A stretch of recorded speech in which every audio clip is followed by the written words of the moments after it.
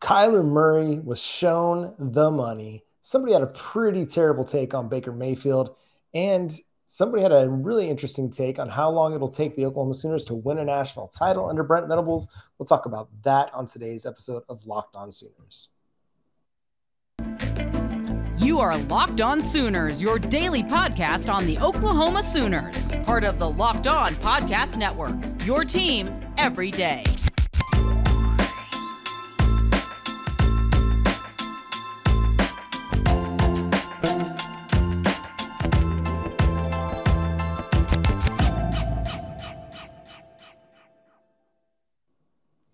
What's up, Sooner Nation, and welcome to Locked On Sooners. Thank you for joining us. My name is John Williams. You can follow me on Twitter at John9Williams. You can also follow the show on Twitter at Locked On Sooners and on Facebook, Locked On Sooners Podcast.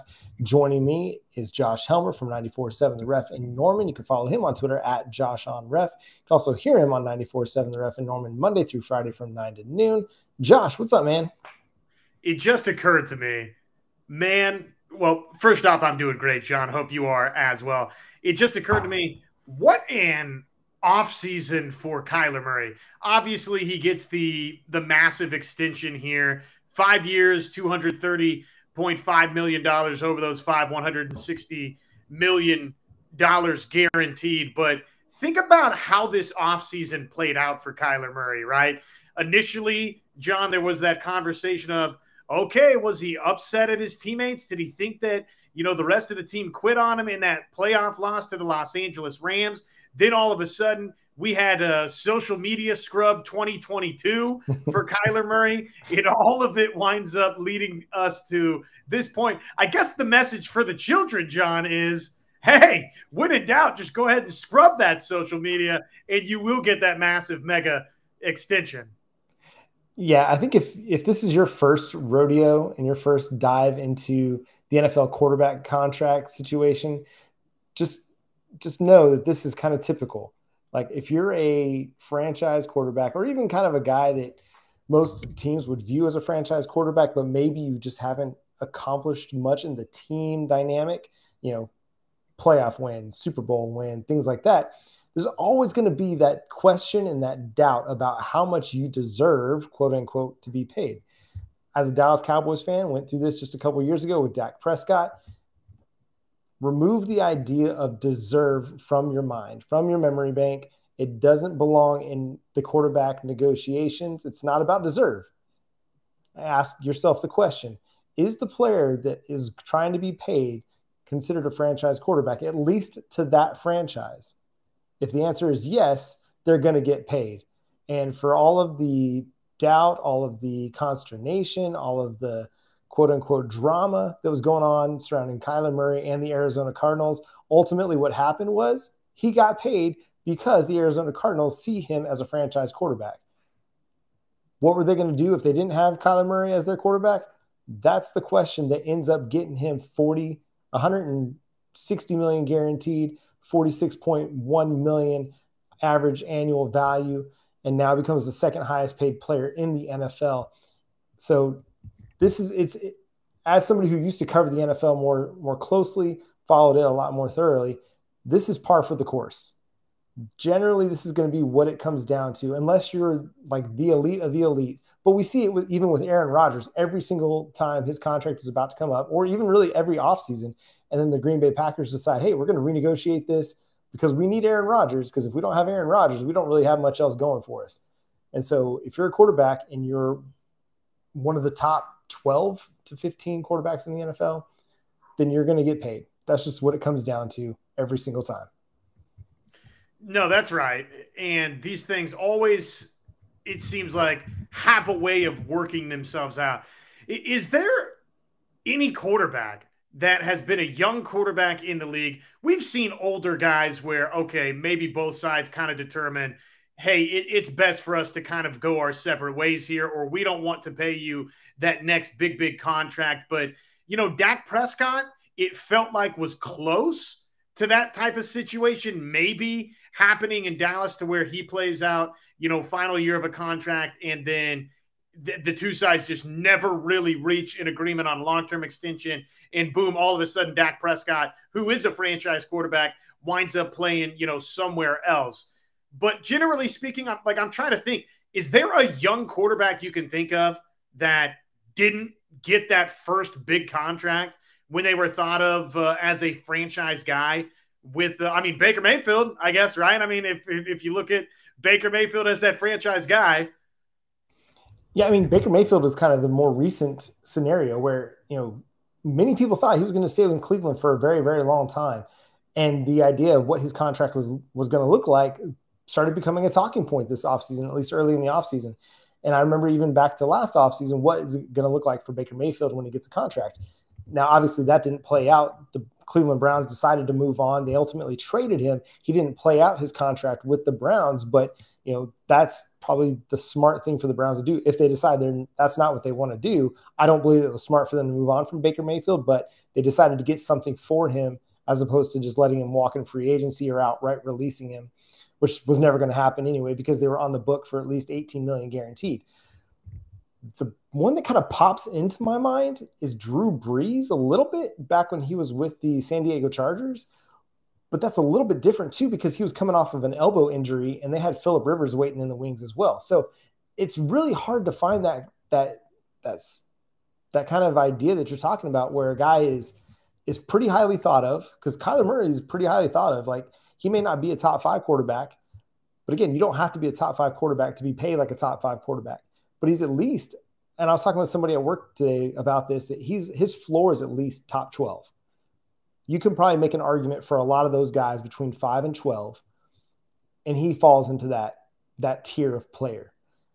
And so it's really hard for me to find a comparison, or at least a player of that nature, that the team just decided, now we're good. We're gonna make Carson Wentz, like maybe that, because he had an MVP type season back in the year that they won the Super Bowl, but he did get hurt.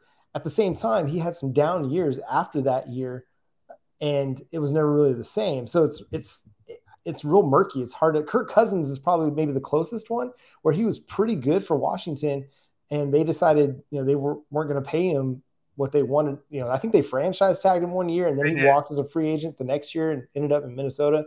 And so that's probably the closest comparison. But even him, I think he still has a ton of doubters as far as his ability is concerned. But I mean, he's probably one of the better 15 quarterbacks, 16 quarterbacks in the NFL. Suffice it to say, the point and thank you for eloquently diving into that for me. Generally speaking, if you're thought of in that capacity by the organization that you're with and you're at, okay, they're going to find a way to make the extension happen. If there's an issue on the guarantee, okay, you might not get quite the guarantee you were looking for, but they're going to meet you a little closer in the middle of maybe what some of those guaranteed type numbers are. So Kyler Murray, I didn't know that necessarily we were going to see this extension right here, right now in this offseason, John. But hey, I give him credit. I give his representation credit. At times, it kind of thought like they weren't necessarily taking the right approach with the social media scrubbing and this, that, and the other. Some of the leaking, I think, of stories that they put out there into the media. You'll never convince me otherwise that it wasn't kind of Kyler Murray led to sort of start putting that story out there, that he was a little frustrated with the way things ended up, or at least that his agent and his representation, they sort of talked to some people to try and get that story out there in the public eye, that they weren't real happy with the way that the playoff loss ended. And lo and behold, if I had any criticism for sort of what their approach was, John, I mean, ultimately you have to say mission accomplished. Yeah, eventually when you cut through all of the minutia, this is what the organization feels about Kyler Murray. This is what Kyler Murray feels about the organization. You cut through all of that, and ultimately he got paid. Like, that's what it all comes down to. And the age-old adage in NFL contract negotiations is deadlines make deals. Now, he wasn't under a hard deadline. He still had one more year left, I believe, in his rookie deal. But with training camp coming up, going into the final season of his rookie deal, they probably didn't want to go into next year having to franchise tag him and see what happened in another year later. The one mistake, using Dak Prescott as an example, the one mistake the Dallas Cowboys made was paying him maybe a year later than they should have, and it cost him anywhere from $5 to $8 million in an average annual value, where they might have been able to get him for anywhere from $32 to $35 million a year. The year that they franchise tagged him, they ended up having to pay $40 million a year on an average annual basis. So the Arizona Cardinals got this done at a time where, quarterback salaries are just skyrocketing. Had they waited another year, perhaps they're going to have to pay another $2-3 million on top of that. And I'm a big believer that the cap is a myth. The salary cap is a myth. If you follow me on Twitter for any length of time, you're going to hear me say that, because organizations, they can figure out a way to make the money work if they want to. At least for their main guys, right? I mean, for the Kyler Murrays of the world, guess what? He's going to find the coins that he's looking for. Yes, and there's always ways to renegotiate, restructure contracts, and then straight find money through releases that allows you to do the things that you want to do as a franchise to better your team. And so they were always going to be able to find the room for Kyler Murray. There was never a doubt in my mind that he was going to be an Arizona Cardinal and that he was going to have a contract extension at some point, whether it was this offseason or next offseason, because it's not great for a team to be paying their quarterback 100% guaranteed money, Cleveland Browns, on a franchise tag, on a one-year deal. It's not a great idea. And so they got the deal done. It was a smart time to get it done, heading into a season where they're coming off of a playoff appearance. It didn't go the way they wanted to, but it's a team that's building and it's continually growing. They believe so much in Kyler Murray that they went and traded for Marquise Brown. So if there was ever an indication as to whether or not this deal was going to get done, it happened in the NFL draft when the Cardinals traded a first-round pick for Marquise Brown. So Kyler Murray gets his deal, now the second highest paid player in the NFL. And that's going to take us to Baker Mayfield here in a second. But first, I want to talk to you about Built Bar. It's the best tasting protein bar ever. I've been talking about it for nearly 2 years. Got a box of them on my fridge. Had one for breakfast this morning at work. It was fantastic. And they've got something called the Coconut Brownie Chunk Puff.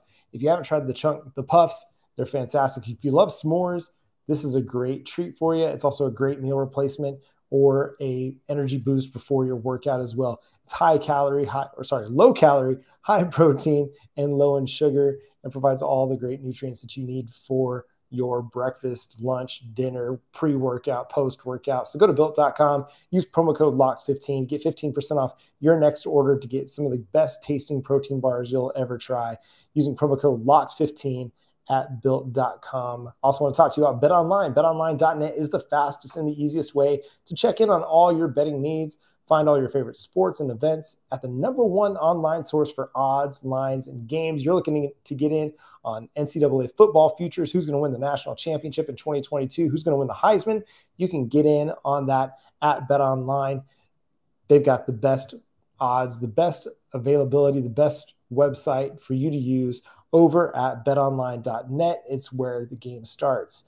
And thanks so much for listening to Locked On Sooners and making Locked On Sooners your first listen every single day. We're free and available on all podcast platforms, including YouTube's. Go subscribe to the channel over there. Hit the notification bell to let you know when new episodes drop, and drop a like as well. So Josh, the take of the week, and I spell take with the T-A-E-K because it's backwards, comes from Michael Robinson at Real Mike Rob, who joined the panel on Good Morning Football on NFL Network to share his thoughts on Baker Mayfield. And he basically said that, now he worded it in a weird way, but when you go and watch the video, which, I've retweeted it on my Twitter account, he basically says that Baker Mayfield's not a top 64 quarterback in the NFL, meaning he's not even good enough to be a backup quarterback in the NFL. Absolutely ludicrous. This is really what disheartens me about you and I's industry here today, is that somebody can go on Good Morning Football, which is on the NFL Network. It's one of the most popular shows for NFL fans, and say something like that legitimately just to get an effect, just to get a rise out of everybody, just to create that stir and get that attention and drive those engagements. And I get it's the end of July and we don't have real games to react to or talk about right here and right now. That is an absurd statement. If he genuinely thinks that Baker Mayfield is the 64th best quarterback in the National Football League, then probably it's a good idea to no longer start having him on Good Morning Football. Yeah, it's just mind-boggling to me, especially when you look at what the Browns are doing at quarterback with the anticipation that Deshaun Watson is going to be suspended for the year. Jacoby Brissett, he's not a starter. They just signed Josh Rosen, who's been on like 3 or 4 different NFL teams.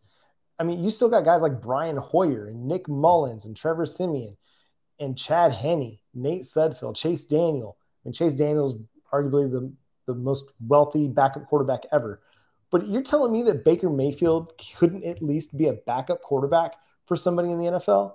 That is ridiculous. That's a ridiculous statement. And then you think about, teams that are going to be running out, like I said, Jacoby Brissett, Mason Rudolph potentially in Pittsburgh, Geno Smith in Seattle, Drew Lock in Seattle. Like these guys are not good quarterbacks. And you don't think Baker Mayfield's as good or better than these guys? Now, if you want to make an argument that maybe he's not a top 20 quarterback, or maybe he's not even a starting level quarterback, I can see you making that argument. Still, it's a big stretch to me, considering what he's done so far in the NFL. Has it been perfect? Not at all. Not by any stretch of the imagination. But in certain systems, in something like what San Francisco would like to run, Cleveland, 2 years ago, they were great. Had he not gotten injured last year, I don't think we're having these conversations about Baker Mayfield. I think it's a very different conversation about what he is in the NFL and what his future looks like in the NFL. But yeah, it's incredible. And I made the comment on Twitter. I said, Kay Adams, who used to host, kind of moderate the panel on Good Morning Football, she left the show in the last couple months. She left the show, and then it went the way of Stephen A. Smith and First Take, or Skip Bayless and Undisputed. And now it's just a hot take show. You're like, come on, man, like be better. At least make it more reasonable. If you're going to have a hot take, at least make it more reasonable. And that's kind of where I fall on it, because he's easily a starting quarterback in the NFL. When you got a guy like Daniel Jones up in New York, sorry to all the New York Giants fans that are Sooners fans listening to this, Daniel Jones is not a good quarterback. He's not shown to be a good quarterback in the NFL. Baker Mayfield is easily better than him and could start for the New York Giants if they were both on the same roster right now.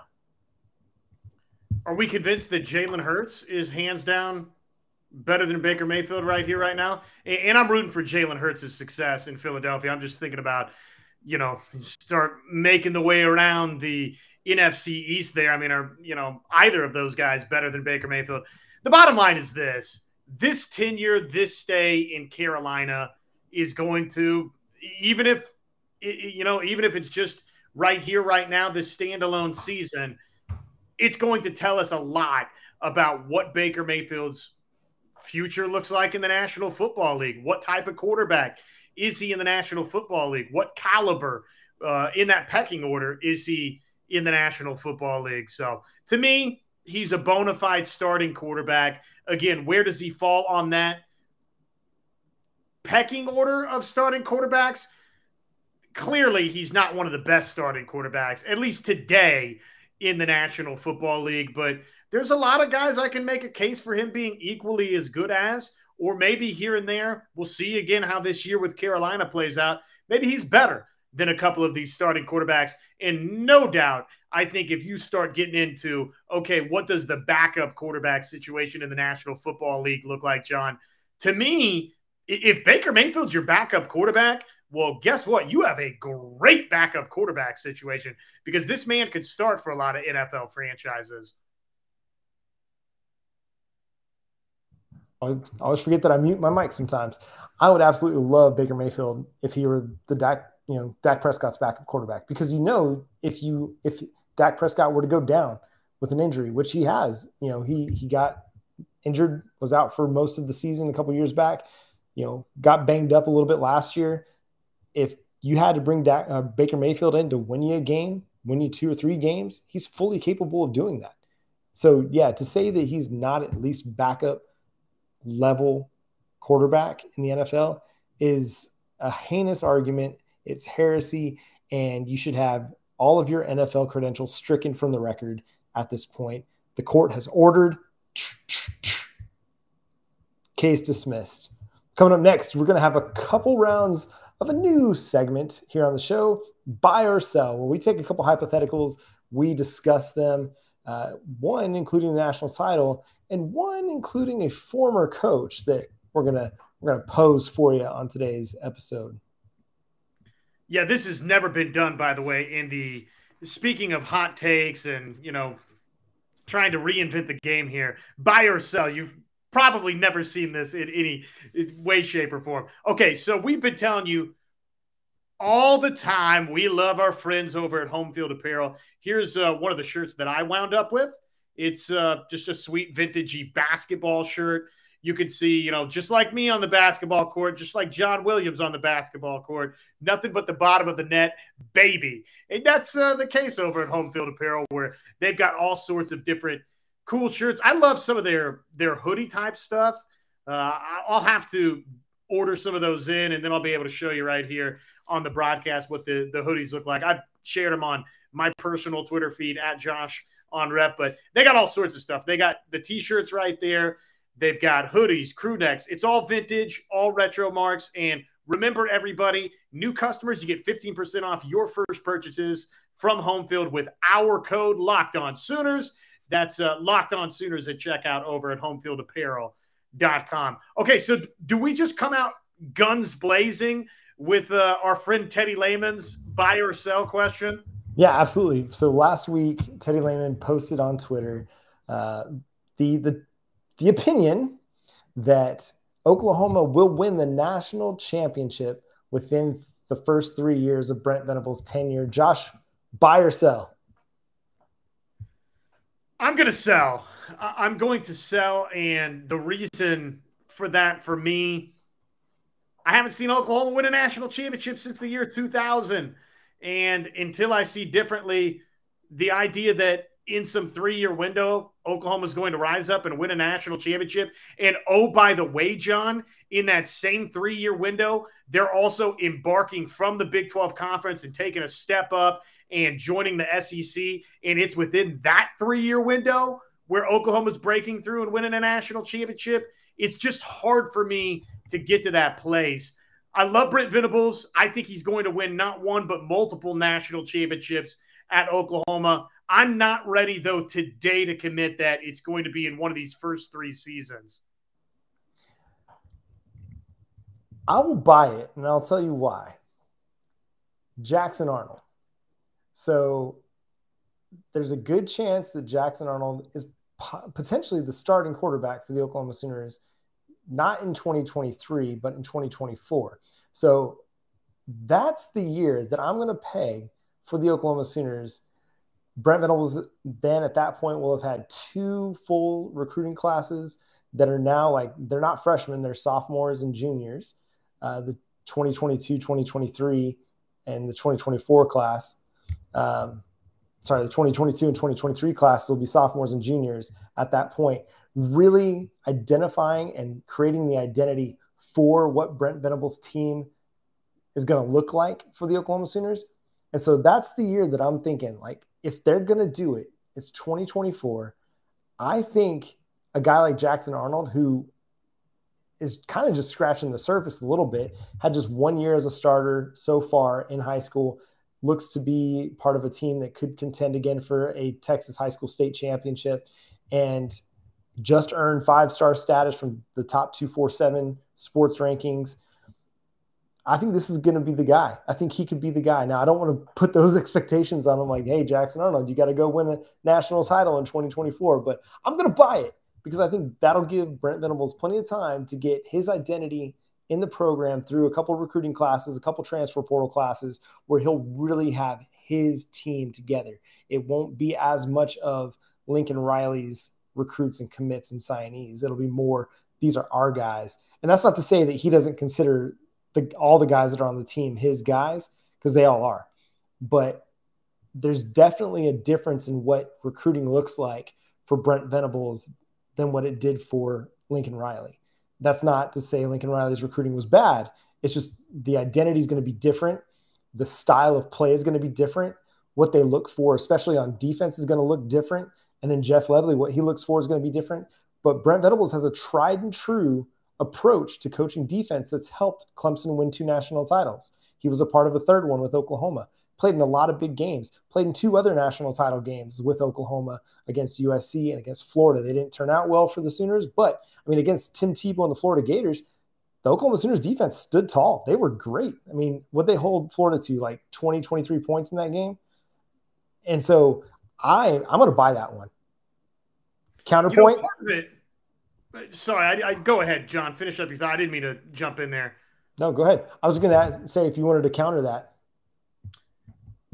Part of it for me is going to be, do we know what Dillon Gabriel's future is going to look like, right? I mean, is this a standalone season with Oklahoma? Is he back in 2023 with OU? And what about the rest of these guys? I mean, Key Lawrence, we in our last show, we're talking about, we think there's a chance Key Lawrence has the type of breakout season to where all of a sudden he starts getting that recognition as, last 5 seasons, top 40, top 50 type transfer across all of college football. That's how special you and I think defensively he could be. Is he done at Oklahoma after this season? I mean, like, what do some of these futures look like for Oklahoma? Are they restocking and reloading going into 2023? If they get a couple of these guys back, then okay, depending upon how 2022 plays out, which I think it's going to play out with Oklahoma as a Big 12 champion.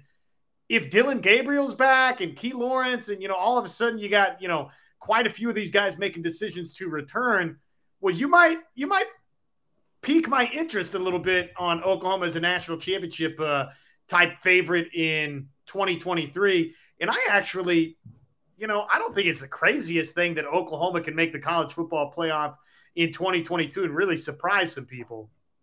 Yeah, I agree with that. I think 2022, it's not outside the realm of possibility that Oklahoma makes the college football playoff. I mean, if they can skate through the Big 12 season with just 1 loss, they'll be right in position, right there in the conversation, as it were, because the Big 12 is growing in respectability, and the quality of teams is getting more attention. When you have Baylor and Oklahoma State playing the Big 12 title the year before, it's going to raise everybody's perception of the Big 12.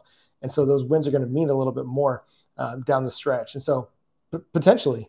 But yeah, I think that, kind of if I'm looking at this year, obviously I'm not doubting that they could win the national title. I think a lot of things would have to go really, really, really, really, really right for Oklahoma to do that.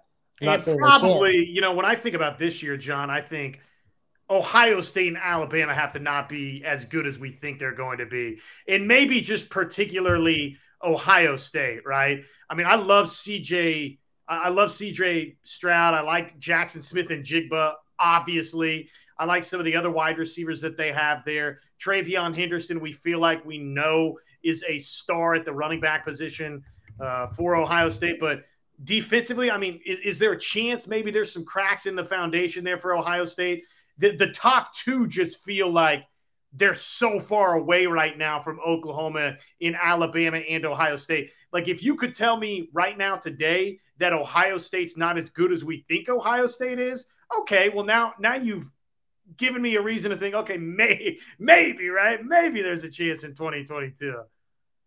Yeah, that's like I said, a lot of things would have to go really, really right for Oklahoma. And I think what would have to go right most importantly is that guy like Jeffrey Johnson becomes the Jordan Davis of this defense, kind of. A Jalen Redmond plays a full season. He's not injured. Key Lawrence is the player that we think he's going to be. Deshaun White steps up and takes a Brian Asamoah-style leap in this season. Woody Washington and DJ Graham, they're healthy, and they have what I thought DJ Graham was going to have a breakout year last year. It didn't really work out. Woody Washington, we know he's a good player. So I think still a lot would really, really have to go right for Oklahoma for that to occur, because I think you're right. It's Alabama, it's Ohio State. I think you could even throw Georgia in that top tier mix right there. And those 3 teams are far and away the best 3 teams in the country. But then after that, you can probably have a conversation about Oklahoma along with Michigan and Notre Dame and Baylor and Michigan Some people State. feel Texas A&M. Yeah, Texas A&M, maybe. I mean, they did beat Alabama last year. They had a tough loss. I think it was Mississippi State that beat them before the Alabama game. So it's just hard to say. I mean, college football at times can be a bit of a toss-up, but you got those three teams at the top. And on paper, Oklahoma doesn't look like they're in that same tier as those top three teams. But, I mean, nobody thought that the 2000 team was a national title contender until they were. And so we could be talking about this team a little bit differently midway through the season, depending on how those first 6-7 games of the season go.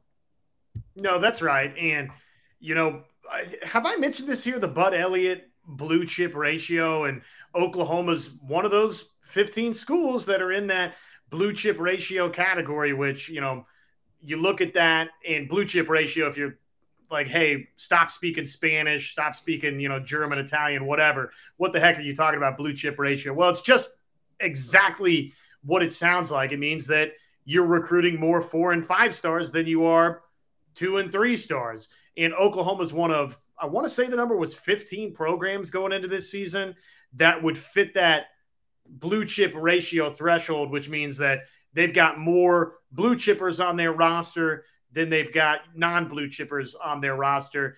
And since they started tracking this thing, it shows that teams that are in that type of threshold or in that blue chip ratio, those are the programs that are winning national championships. And, oh, by the way, I want to say OU's top 5 in that category and was actually believe it or not, one tick ahead, 1 percentage point ahead of Texas A&M. So Oklahoma has started to, as many problems as we've had with Lincoln Riley, they did start recruiting better, under Lincoln Riley, and obviously Brent Venables and this staff. They're just picking up where that group left off. And I think, John, they're about to recruit even better than they have been. So, okay, if they're not winning a national championship within the first 3 years, I'm ready to lock it up, chuck the key. I mean, within the first 5 years, Brent Venables is winning a national championship.